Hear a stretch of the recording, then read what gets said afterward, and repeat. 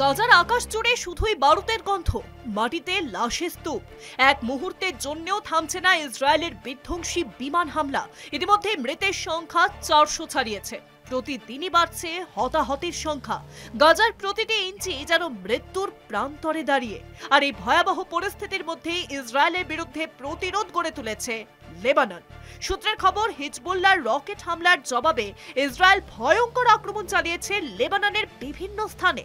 লেবাননের প্রধানমন্ত্রী নওয়াফ সালাম সতর্কবার্তা দিয়ে বলেছেন, পরিস্থিতি হাতের বাইরে চলে যাচ্ছে।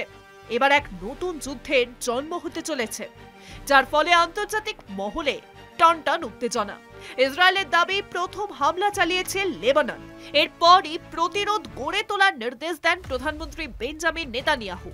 যার জেরে লেবাননের ইয়ামুর শহরে ইসরায়েলি বাহিনীর ভয়ঙ্কর পাল্টা আক্রমণ।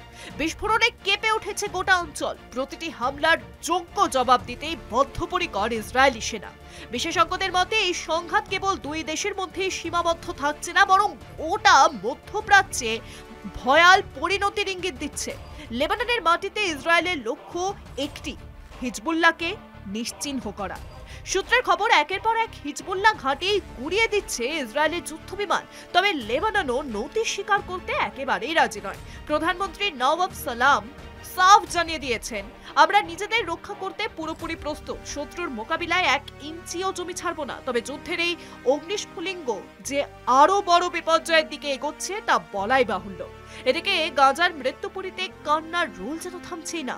শিশু থেকে বৃদ্ধ, অসহায় মানুষের আর্তনাদ বাতাসে মিলিয়ে যাচ্ছে বিস্ফোরণের শব্দে। ইসরায়েলের প্রধানমন্ত্রী বেঞ্জামিন নেতানিয়াহু স্পষ্ট জানিয়েছেন, এখনো অনেক কিছু বাকি আছে।